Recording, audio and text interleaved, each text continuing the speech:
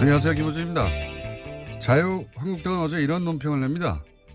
문재인 대통령의 동기동창인 이윤택 등 대표적 좌파 인사들의 성추행은 충격을 가져왔다. 이들은 전 정부가 지정했던 문학의 블랙리스트다. 미투 운동을 어떻게 이용하려 하는지 자백하고 있습니다. 여기서 그치지 않습니다. 어제 자유한국당 여성 의원들은 국회 정론관에서 문재인 대통령 조력자들의 일탈 행위에 대한 대통령 사과 촉구 기자회견을 한다며 이런 글귀가 적힌 팻말을 들었습니다. 미투, 대통령 절친 이윤택. 중앙일보 안혜린 논설위원은 어제 이윤택 관련 기사에 이런 문구를 씁니다. 대통령의 지인인 연극계 원로. 이 역시 의도가 뻔합니다. 보수 정당 내의 여성 정치인들, 보수 매체 여성 기자들은 이런 의도, 수작들을 오히려 강력하게 비판하고 고발해야 하는 거 아닌가요? 그게 어렵게 나섰던 여성들과 그리고 힘들게 찾아온 이 기회를 살리는 길 아닙니까? 아닌가요? 김어준의 질문이었습니다. 시사인의 김은지입니다. 어제 하루에 다 쏟아져 나온 표현이에요, 이게. 대통령의 동기동창, 대통령의 조력자들, 대통령의 절친. 이런 게 이제 어제 제가 이야기한 건데. 근데 보수정당 여성 정치인들이 이런 의도에 단호하게 대처해야 한다, 오히려. 그런 거 아닙니까? 예. 어제와 똑같은 이야기를 다시 한번 똑같이 반복하면 이게 진보 보수 문제가 아니라 이런 프레임을 깨야 한다. 안 그러면 본질은 사라지고 운동은 소멸되고 공장만 남는다. 자, 다시 한번 언급해 두고요. 그런 의도가 아주 여실히 드러난 어제 하루였고요. 첫 번째 뉴스는 뭡니까? 네, 이명박 정부의 청와대가 제2롯데월드 건설 시나리오를 만들었다라는 사실이 드러났습니다. 이제까지 의혹으로만 있었는데요. 그것이 문건으로 증명된 겁니다. 2008년 12월 15일 청와대 국방비서관실 보고서인데요. 제2롯데월드 건설 추진 관련 여론관리 방안이라는 제목입니다. 여기에는 3단계로 나눠 추진 계획이 담겨 있는데 청와대가 제2롯데월드 건설을 기획하고 허가하기 위해서 시간표를 제시하고 있습니다. 지난해 7월 달에 청와대 캐비넷에서 발견된 문건인데요. 현재는 국가기록원으로 이관돼 있습니다. 자, 이게 이제 처음 나온 거예요. 원래 이제 이명박 정부 시절에 제1롯데월드 관련해서 이거 이상하다는 얘기는 뭐 엄청나게 많았었죠. 그렇죠. 의혹은 정말 많았습니다. 그리고 10년 전부터 나온 건데, 근데 이 과정이 예를 들어서 롯데가 그렇게 청탁을 하고 정부가 혹은 뭐 군이 마지못해 협상 끝에 그걸 받아들여주고 이게 아니고 청와대가 이 과정 전체를 주도하고 기획하고 관리했다 하는 걸 드러내는 최초의 문건이죠. 최초의 문건. 네, 청와대 문건입니다. 공식 문건이기 때문에요. 사실 네. 잡아떼기 쉽지 않은 상황입니다. 그 단계를 나눠서 또 했다는 것이고 단계는 협의를 하고 그다음에 두 번째는 재심을 하도록 유도하고요. 예. 그러니까 재심을 요청을 하면 그럼 받아주겠다는 얘기가 그때 이미 다 됐다는 얘기죠. 예. 재심 요청은 이게 다 절차를 따른 거다 하는 것을 보여주는 제스처였을 뿐 실제로는 다 얘기가 됐다는 거고 그리고 3단계가 이제 결정을 해 주는 거죠. 예. 이 단계 결정을 미리 다 정부가 청와대가 하고 있었다는 겁니다. 예, 각본처럼 다 써놨다라는 건데요. SBS 특종입니다. 이재정 의원실에서 네, 그렇습니다. 제공한 문건입니다. 이게. 네, 지난해 이재정 의원이 국가기록원에서 여러 가지 문건들에 대해서 필사해서 제보한 바가 있는데요. 그 연장선인 거죠. 이재정 의원실이 굉장히 큰 뭐랄까요 원시적인 노력을 한 것이 가가지고 사진도 못 찍게 하고 예, 그렇죠. 예, 보기만 할 수 있거든요. 보기만 할 수 있는데 보면 기억이 정확하지 않잖아요. 그래서 보통 이제 메모를 해옵니다. 예, 허가받은 필사입니다. 예, 중요한 부분들 메모를 해와서 해결을 하는데 이재정 의원실에서는 처음부터 끝까지 다 받아 적은 거예요. 모조리. 정말 역사의 사료를 그대로 가져온 건데요. 그러니까 적을 수 있다는 점을 이용해 가지고 모조리 다 필사를 해서 그런 다음에 그걸 다시 정리를 한 다음에 거기서 내용을 찾기 시작한 거예요. 예. 그 이재용 재판에서 나왔던 왕세자에게 승계 자리 물려줘야 된다라는 것도요. 이재정 의원실에서 나온 문건이었습니다. 그러니까요. 이 문건들의 이거 뭐 예를 들어서 청와대 아니죠 대통령 기록관에 있는 걸 유출한 거 아니냐? 네, 국가기록원에서 나온 공식 문건입니다. 공식 문건인데 거기 요건이 보기만 할 수 있는 걸 그냥 거기서 줄줄이 다 받아 적은 거예요. 계속 가가지고. 네. 네, 법적인 검토를 다 마치고요. 공식적으로 나온 거라고 합니다. 제가 들은 표현으로는 마침표 하나도 다 똑같이 필사했다고 굉장히 원시적인 노력이죠. 제가 보기에는 적어도 이렇게 국회에서 국회의원들이 공식적인 차원에서 방문했으면 최소한 그걸 내주진 못해도 이렇게 무식하게 하는 방법이 어디 있습니까? 그 문건 3번을 내주거나 필요에 따라 기록관에서 필요한 경우로 인정하면 그래야 된다고 생각이 드는데 여간 뭐 그런 규정이 없기 때문에 지금은 다 받아 적었다. 예. 그렇게 해서 나온 문건이고요. 중요한 거는 시나리오대로 그대로 됐어요. 예, 실제로. 네, 당시에도 굉장히 반발이 컸었는데요. 이에 대해서 시나리오대로 그대로 진행됐습니다. 아예 비공식 협의가 언론에 노출되면 억측 보도 등 파장이 있기 때문에 보안도 철저하게 하라라는 이야기도 있고요. 또 아주 오랫동안 논의한 것처럼 쓰여져 있는 내용도 있습니다.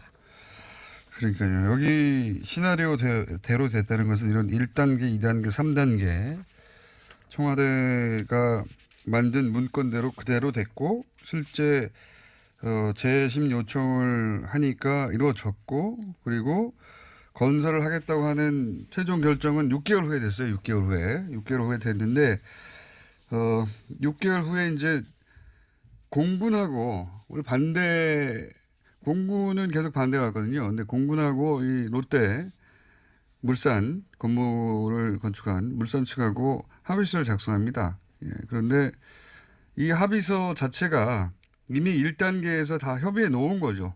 예.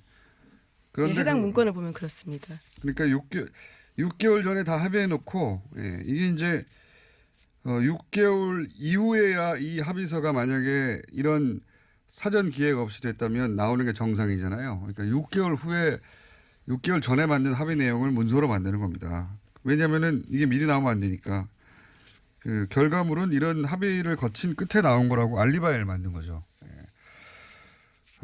그리고 뭐 그런 내용도 있어요. 이게 이제 유출되면 파장이 예상되므로 보안을 철저히 해라. 자기들이 나쁜 짓을 하고 있다는 걸 알고 있었던 거죠. 예. 네, 결국 10년 후에 노출됐습니다.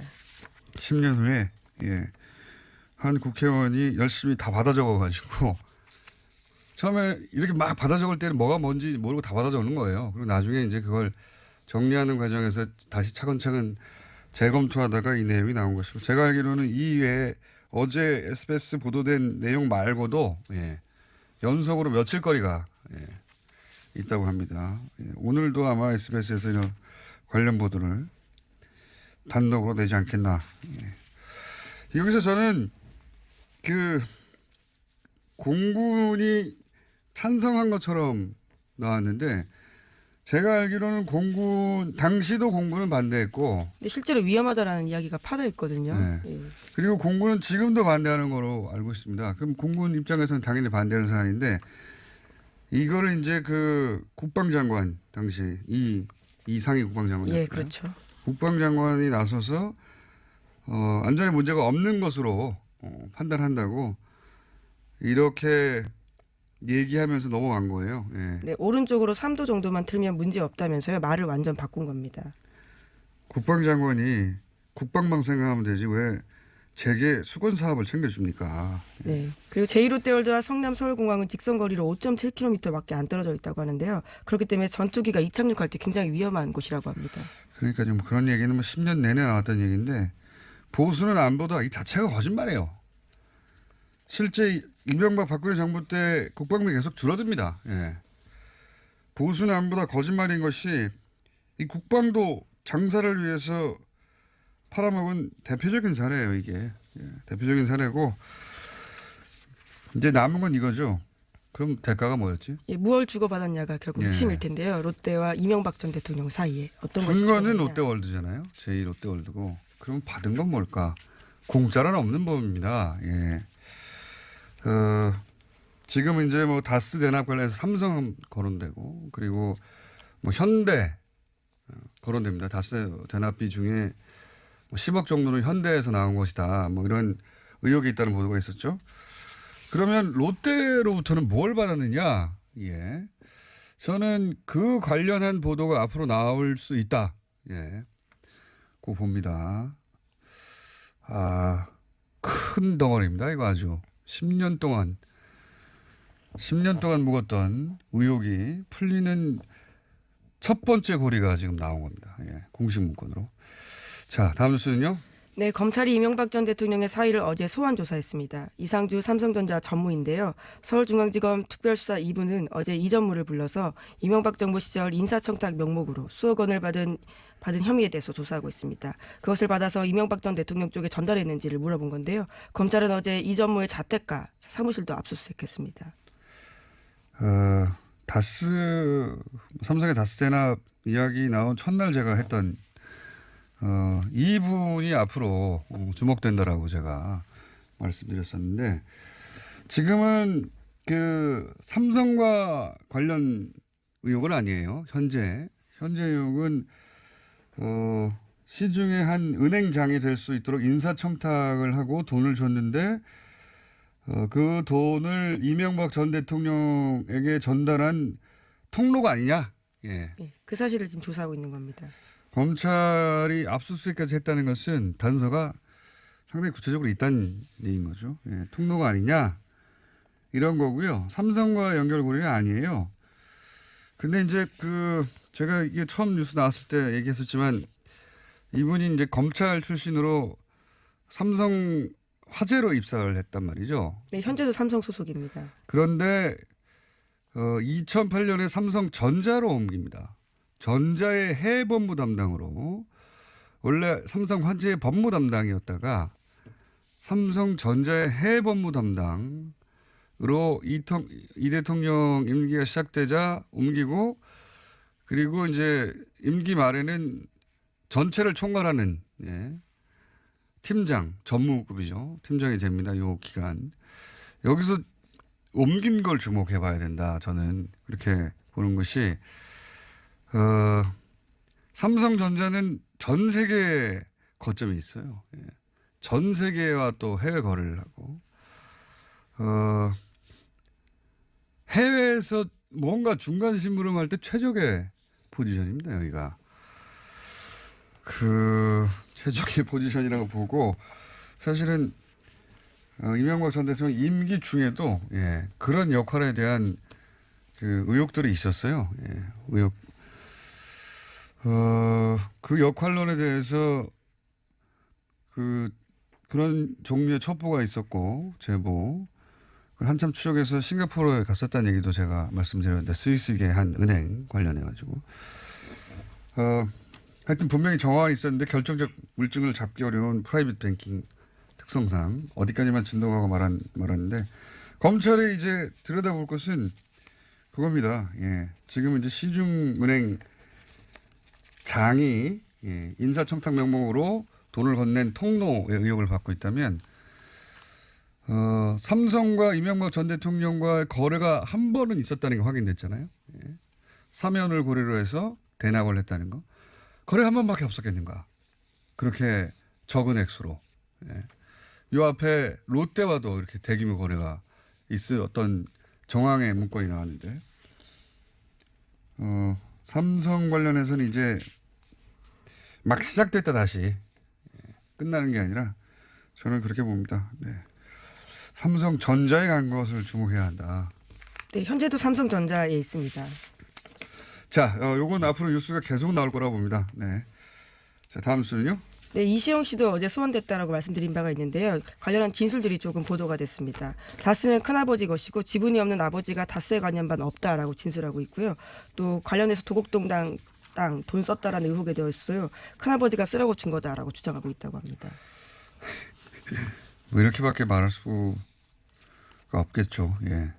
지금 법적 대응을 이렇게 하겠다고 각을 잡은 것이고 이렇게는 안 될 거다. 예. 이시영 씨도 제가 보기에는 기소를 면하기는 어렵다고 봅니다. 다만 이제 아버지가 불구속 기소가 되느냐 구속 기소가 되느냐에 따라 보통 이렇게 가족이 같은 사건에 같이 연루될 때 다 같이 보내지는 않거든요. 예. 그게 뭐 법에 그렇게 돼 있는 건 아닌데 우리 법 감정상 대부분 그렇게 해왔습니다. 예. 그렇기 때문에 아마 아버지가 구속 기소가 되면 아들은 불구속 기소가 되지 않을까. 혹은 뭐 아들은 아예 빼지 않을까. 자, 그건 전망입니다. 예. 하지만 혐의는 계속 드러날 것이다. 자, 다음 뉴스는요. 예, 다스 소식 하나만 더 전해드리면요. 이명박 전 대통령이 다스 회사 돈으로 사금 것처럼 돈 쓴 정황이 또 나왔습니다. 다스 전직 직원의 진술인데요. 다스의 돈으로 고가의 자동차를 사서 타고 다녔다라는 겁니다. 이게 뭐 액수가 중요한 게 아니고 다스 돈은 마음대로 개인적으로 유용하는 사적인 근거였고 그렇다는 의미는 주인이었다는 얘기. 뭐 그런 관련 보도고요. 이명박 전 대통령도 잠깐 기사에 등장했죠. 예. 네, 어제 천안함 기념관 찾아갔습니다. 그리고 거기서 찍은 사진도요. 자신의 페이스북과 이명박 대통령 기념재단이라는 홈페이지에 올렸는데요. 여기서 천안함 폭침 주범에게 국빈 대접하는 이 나라의 현실이 부끄럽다라는 식의 주장도 글을 썼습니다. 이건 이제 자유한국당 SAS를 치는 거예요. 예. 지금 김영철 박람과 관련해 가지고 자유한국당이 전선을 크게 치고 나오고 있지 않습니까? 거기에 이제 숟가락을 얹으면서 나도 좀 도와달라고 SOS를 치는 거죠. 지금 급합니다. 이분이 급해서 여기저기 SOS 타진을 하고 있으나 아무도 지금 도와주지 않고 있죠. 도와줄 수가 없어요. SOS를 쳐봐야 소용이 없습니다. 자, 다음 뉴스는요. 네, 김영철 부위원장이 어제도 미국과 대화의 문이 열려 있다라고 밝혔습니다. 김영철 부위원장이 정의용 청와대 국가안보실장과 오찬회동에서 이렇게 말했다고 하는데요. 그제도 문재인 대통령과 만난 자리에서 북미 대화를 할 충분한 용의가 있다라고 밝힌 바에 이어서 또다시 이렇게 이야기한 겁니다. 어제도 얘기했지만 지금 연일 이런 종류의 뉴스가 나옵니다. 미국과 대화문이 열려 있다. 뭐 백악관에서는 대화 조건은 비핵화를 하는 것이다. 기타 등등 계속 관련 발언들이 나오고 있거든요. 그리고 이제 이방카는 만나지 않는다는 말을 했지만 어제도 얘기했듯이 북한의 북미 라인 책임자하고 미국의 대북 라인 책임자가 이방카 때문에 왔겠어요. 예. 이방카 때문에 온 게 아니라 괜히 온 게 아니다. 이런 사람들이 괜히 여기까지 날아서 보도는 안 됐지만 물밑에서 이미 접촉이 있었을 가능성이 저는 대단히 높다. 예. 인정하지 않겠죠. 양쪽 모두. 네, 현재 동선도 공개되고 있지 않기 때문에요. 예. 인정하지는 않겠지만 그 사람들이 날아온 이유 그리고 뭐 그 김영철과 함께 내려온 이유가 당연히 있겠 폐막식 보러 왔겠습니까? 그 사람들이. 그럼 이방카는 왜 왔냐? 그 트럼프는 딸 이방카를 해외 정상들과의 만남 자리가 있으면 적극적으로 같이 동행합니다. 그리고 자기 대신 실제로 보내서 외교적 결례를 만들어낸 케이스도 있어요. 유럽에서. 이게 이제 이방카 대통령 만들기 프로젝트예요. 이건. 네, 파이어 앤 퓨리라는 책에도 그런 내용들이 나와 있는데요. 네. 이방카 본인이 자신이 미국 최초의 여성 대통령이 되겠다고 공공연하게 말했고 아버지는 그걸 적극적으로 밀어주고 있는 중입니다. 이거 웃기는 짓이에요. 실제로. 그냥 딸이라는 이유로 다른 나라 대통령이나 총리를 만나는 자리에 막 보내는 거예요. 딸이라는 이유로. 그냥 딸일 뿐이거든요. 그 외에 아무런 전문적인 영역이 없어요. 거기 있어야 할. 그 딸이라는 이유로 준 대통령급으로 여기저기 보냅니다. 진짜 웃기는 짓입니다. 이거. 자, 시간상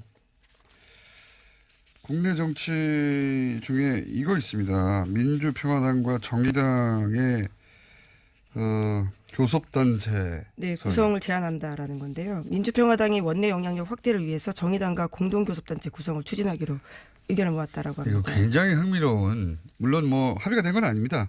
민주평화당 쪽에서 이렇게 하면 좋지 않겠는가라는 제안이 있는 수준인 것 같고요. 공식적으로 정의당에 제안을 했다 안 했다도 아직 모르겠습니다. 근데 굉장히 흥미로운 것이 이렇게 되면 이제 정의당이 처음으로 원내 물론 뭐 정의당이 합의를 한다면 원내 교섭단체, 교섭단체의 지위를 확보하는 거거든요. 최초의 경우입니다. 민주평화당 입장에서는 이렇게 할 이유가 명백히 있고요. 예. 다만 이제 정의당 내에서는 의견이 분분할 수 있습니다. 의견이 분분할 수 있는데 이건 뭐 정의당의 내부에서 결정한 문제이긴 한데 만약에 성사된다면 굉장히 새로운 지평이 열릴 것 같다. 저는 뭐 개인적으로 이런 실험이 성공했으면 좋겠지만 이건 정의당 쪽에서 민주평화당 내에서의 고민은 그다지 없을 것 같고 정의당 쪽에서 고민이 네, 많이 아직 되겠네요. 신중한 태도를 취하고 있다고 합니다. 곧 논의해보겠다라고 해서요. 그렇습니다. 이거 굉장히 흥미로운 주목할 만한 실험이 될 수 있다. 여기까지 하겠습니다.